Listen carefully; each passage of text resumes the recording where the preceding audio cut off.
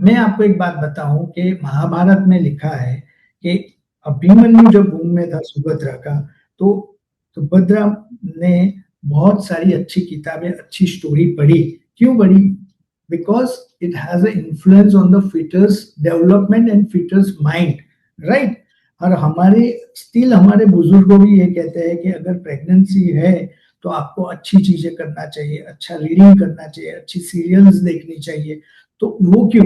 क्योंकि उसकी effect development पे पड़ती है। तो हमारी होम्योपैथी में जब बच्चा हमारे पास ऑटिस्टिक आता है या एडीएचडी आता है या कोई स्किन डिसीज़ वाले आते हैं या कोई मेजर प्रॉब्लम वाले डिसीज़ आते हैं, तो 6 साल तक के बच्चे रहते हैं जब पेशेंट के, तो हम मदर का मेंटल स्टेट बहुत ही पूछते हैं डिटेल में और उसकी इन्फ्लुएंस वो बच्चे पे कितनी हो रही है, उसके हिसाब से जज करके हम वो बच्चे को मेडिसिन देते हैं, जिससे वो बच्चा फिर इम्प्रूव होता है और उसमें काफ़ी फ़ायदा होता है। सो ये पार्ट बहुत ही इम्पोर्टेंट है, not only that child but in adult also. कई पेशेंट हमारे पास आते हैं डिप्रेशंस में या मेजर रूमेटो आर्थराइटिस के पेशेंट। अभी एक ही पेशेंट रिसेंटली आया है मेरे पास, जस्ट 3 महीना हुआ है मैं शादी को। शादी के 3 महीने पहले उसको कोई प्रॉब्लम नहीं था। शादी करने के बाद she has a lot of dispute with the mother in law. So mother in law is very dominating and lot of restrictions. तो जब मेरे पास आई 3 महीने के बाद शादी, तो she had a problem with arthritis, joint pains and RA factor was positive.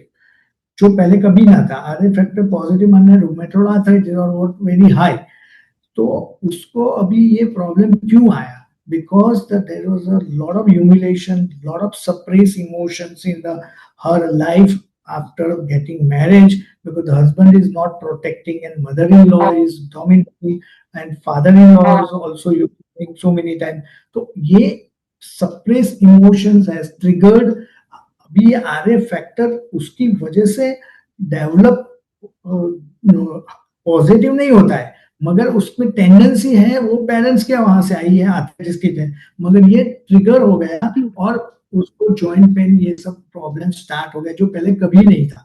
तो ये साइकोलॉजी जानना बहुत जरूरी है और उस हिसाब से अगर हम दवाई देते हैं तो पेशेंट 100% इम्प्रूव होता है, लॉन्ग टर्म इम्प्रूव होता है और कई पेशेंट क्योर भी हो जाते हैं।